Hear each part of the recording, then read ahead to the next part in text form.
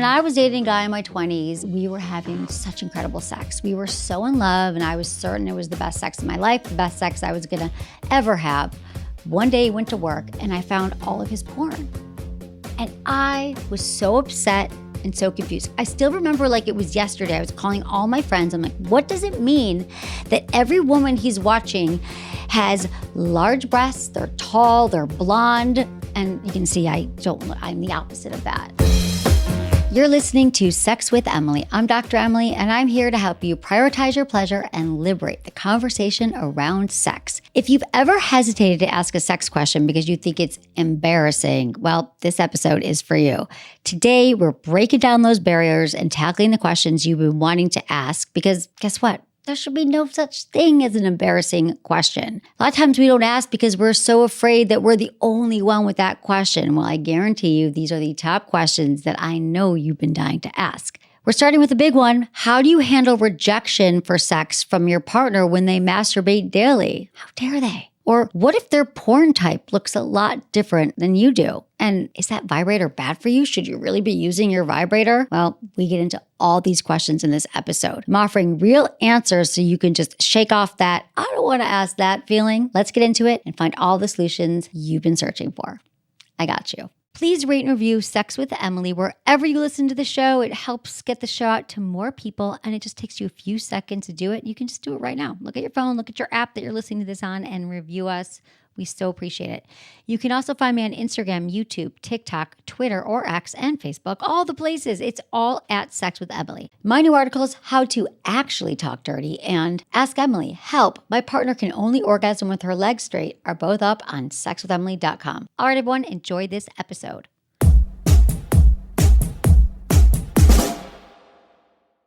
Did you know that your gut health directly impacts your sexual wellness? It's true. So if you're wondering why you're not in the mood or have no energy for your sex life, it might be time to examine your gut microbiome. Your gut can control everything from libido, arousal levels, energy level, mood, and of course, bloat. I don't know about you, but for me personally, when I'm bloated, my food's not digesting well, the last thing I want to do is have sex. Knowing the importance of gut health, I've always tried my best when it comes to probiotics. And in doing my research, I'd find myself getting all these fancy probiotics, but never noticing a big difference. That's until I met Just Thrive. I love getting to recommend products with all of you that I use in my everyday life. It just feels like I'm sharing with friends, and you're my friends. And I want to tell you all about my journey with Just Thrive probiotics. So I've been taking them for a few months now, and I've truly noticed a difference. I digest things easier, and most importantly, I've noticed such a big change in my overall energy. I do not feel lethargic after a big meal. And actually, I feel more energized, and I want to keep going, doing work, having sex. And I talked to the creator of Just Thrive about what makes their probiotic different. And get this, Just Thrive is the only probiotic that survives your stomach acid and actually reaches your gut 100% alive. All those other ones that come in fancy drinks, so you got to refrigerate, nope. Those all die in your stomach acid, but not Just Thrive. Just Thrive is vegan-friendly, non-GMO, made with only the best and safest ingredients. Just Thrive has made an active difference in my life. If you try it out and you don't feel the same way, you don't have to worry about it because they do have a 100% money-back guarantee if for any reason it doesn't work for you.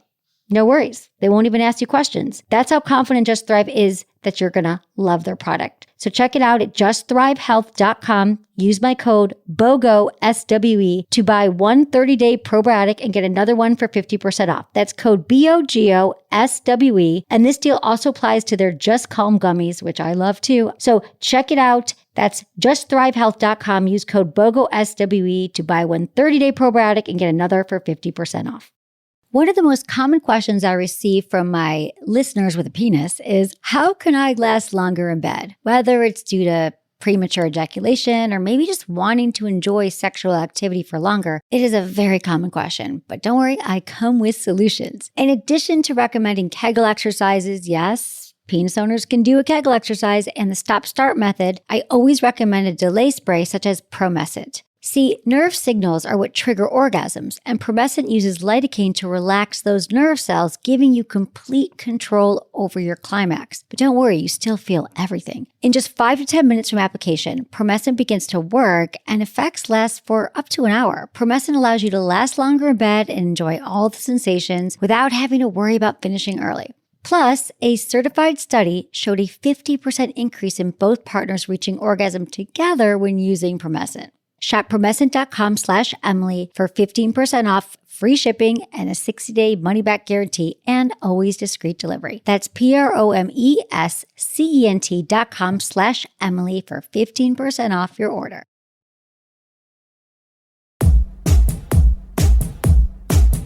All right, here's the first question. How do I handle rejections for sex from my partner when they masturbate daily? All right, I get it. That stings, right? It doesn't feel good. Here you are wanting sex. Your partner's rejecting you. That part doesn't feel good. And then they're masturbating. Like, what gives? I get it. I also know why that's really frustrating, because here's the thing. What you need to understand is that sex with you and masturbation fulfill two very different needs. Sometimes we just want to masturbate to release stress, to make ourselves feel good. We just get inspired. We want to knock one out, but it really doesn't have anything to do with you. They're very separate. Have a talk with your partner and let them know how it makes you feel.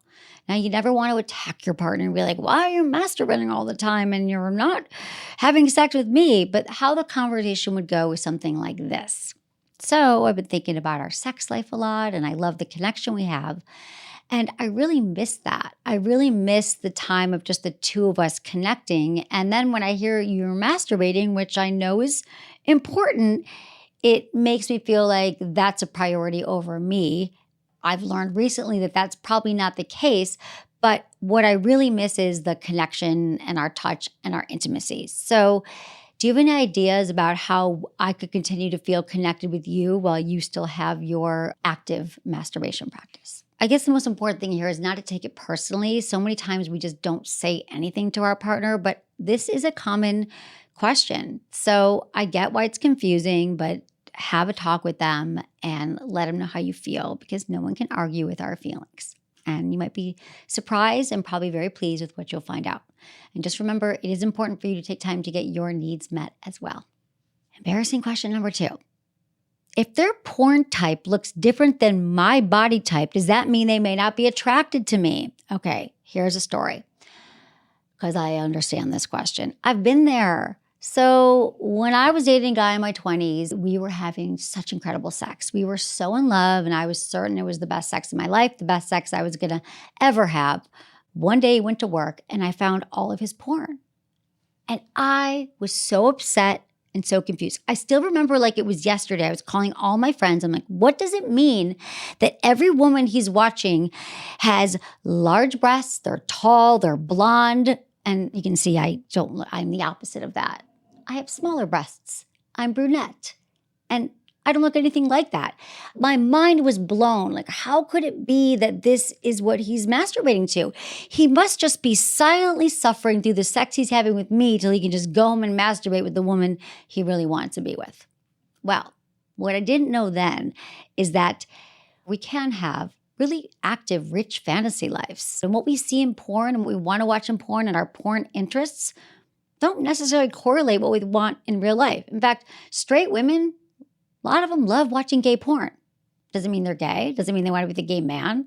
No, it doesn't. It just means that when I want to masturbate and when I want to watch porn, this is the scene, these are the kinds of people and the body types that turn me on. So remember, sexual fantasies are nuanced. They don't necessarily reflect what we want in real life. And also, to have these conversations with your partners, remember timing, tone, and turf. Those are my top tips. Those 3 T's. Remember those anytime you want to have any awkward conversation. And you want to find the right time when you're not halt, that's hungry, angry, lonely, or tired. And the tone is curious. It's compassionate. It's fun. It's playful. It's chill.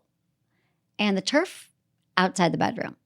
We do not want to have these conversations in the bedroom when you see your partner watching porn and you're like, why are you watching that porn again? No, we want to do it when we're hanging out. Maybe we're on a road trip, because I love a road trip, because then you don't have to make eye contact, but it's still really intimate. So try that one out and let me know how it goes. How can I get my partner to understand that I'm not a porn star? Yes, I'll try things, but I'm not that kinky.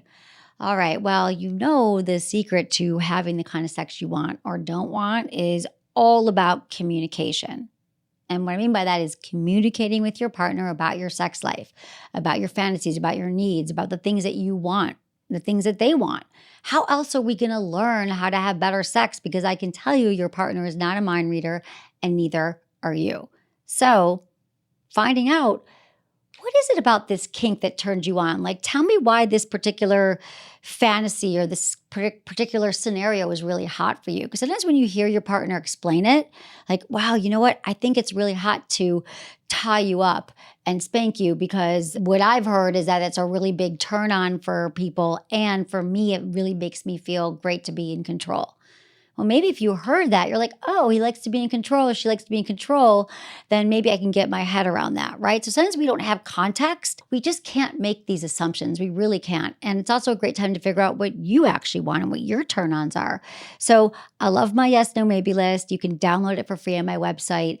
It lists like 80 to 100 sex acts, and you and your partner can go through them and be like, is this a yes, a no, or a maybe? You each do it separately, and then you come together on your yeses. Maybe you want dirty talk and your partner wants dirty talk, and how great, you never knew that before. So there's a lot of ways to play and explore so you have a better understanding of what your partner actually wants, and then you're not making yourself feel bad about it, because we don't want that, and that will not be a turn on.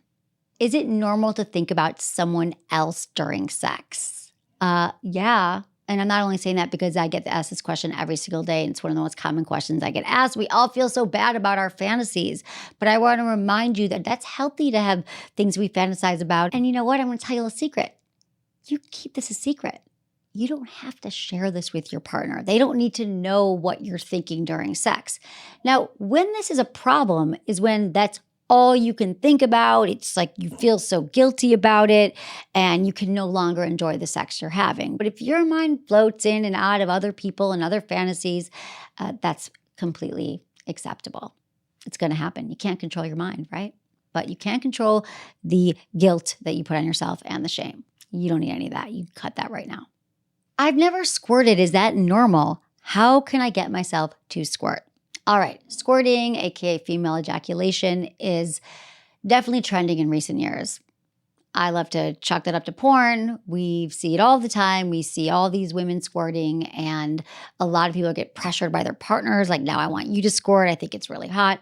So only squirt if you want to squirt. I don't want you to be pressured into it at all. It's completely normal and typical. And if you haven't done it, it all comes from G-spot stimulation. That is that internal part of your vagina close to the vaginal opening, about 2/3 inside, kind of that come hither motion towards your belly button. That's where you'll find that area. It helps have a clitoral orgasm first, and then you start to apply pressure. You can use a penis if you have one handy, a toy, or a finger. And it takes a little while to figure it out. But let me remind you this also, that you could squirt and not orgasm. You can orgasm and not squirt. For some, it just feels like a release. For some, it doesn't feel like anything. And for some, it can feel amazing. I'm going to say it's something that you got to practice. I don't know that you're necessarily going to squirt the first time, but it's pretty possible for everyone to squirt. And before you ask me, is squirting peeing, is peeing squirt? Like, I say, who the fuck cares? Yes, they have done some studies and there are traces of urine, but I just say, so what? Throw it on a blanket, throw it on a towel. It really doesn't matter.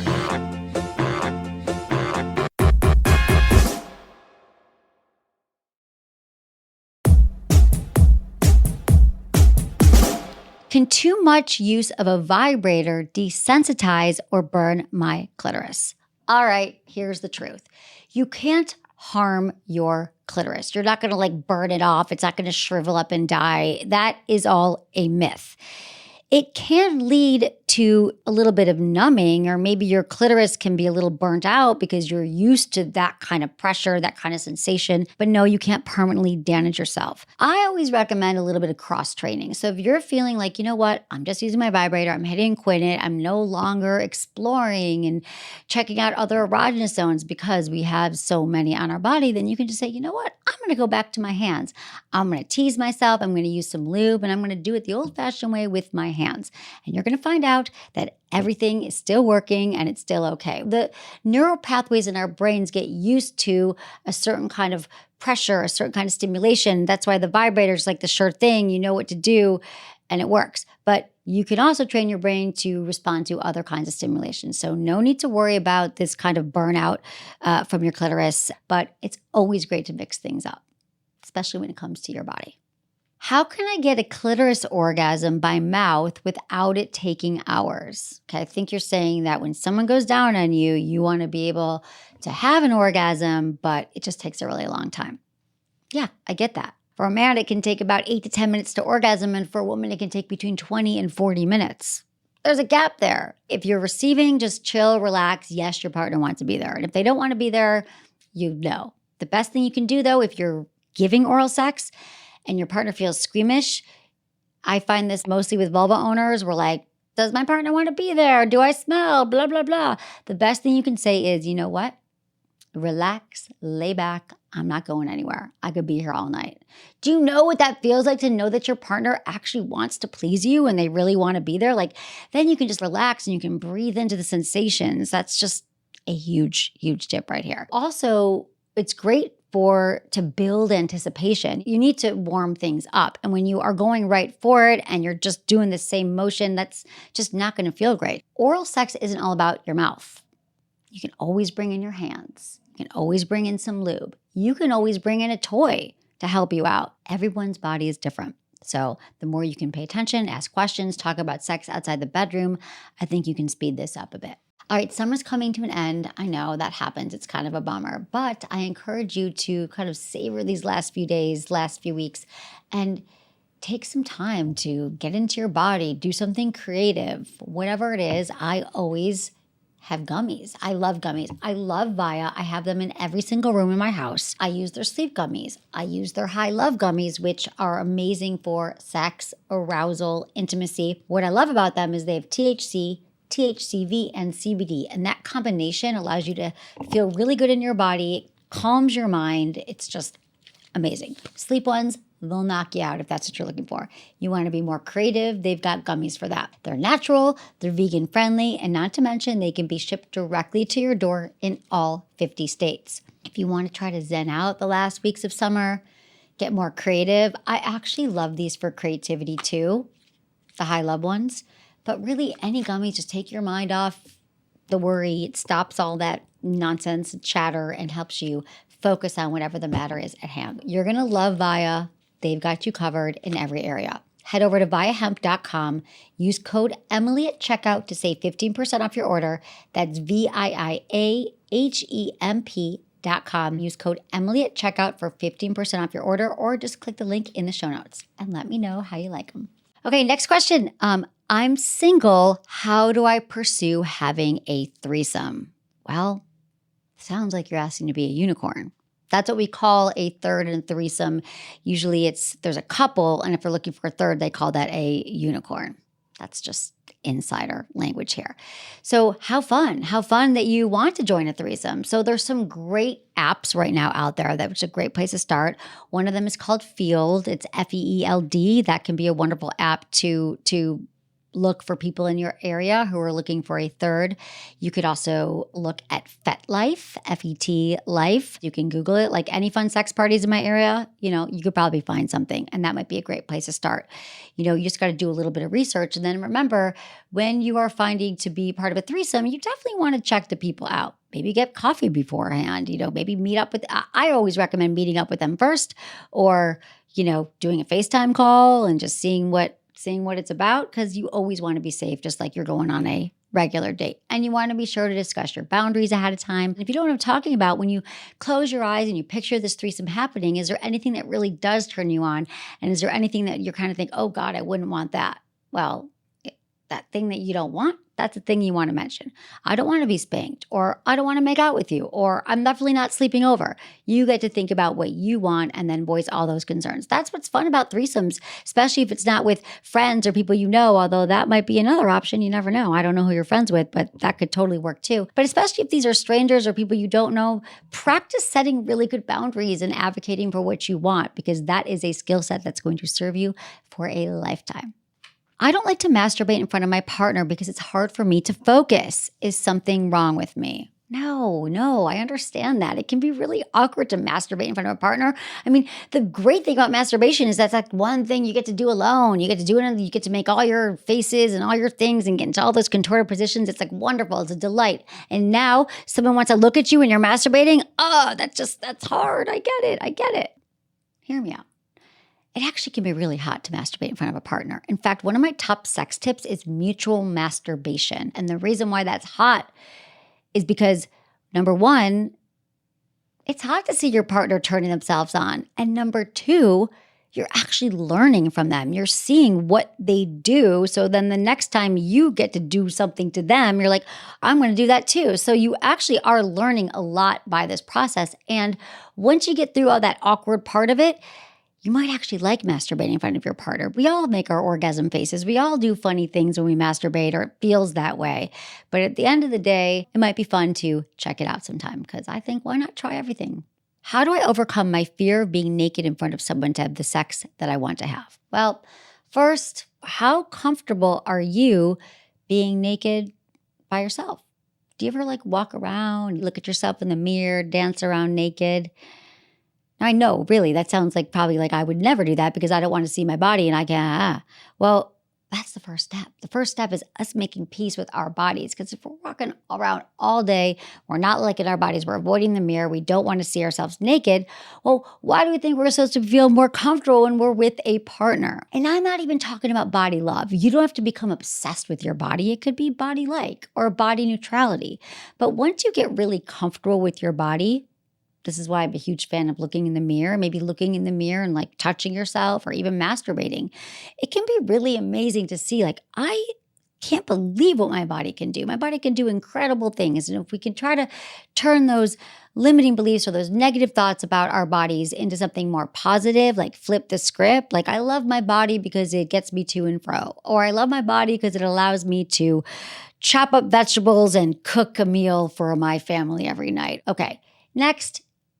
While that is a practice, being naked with your partner in the room. Okay, remember this.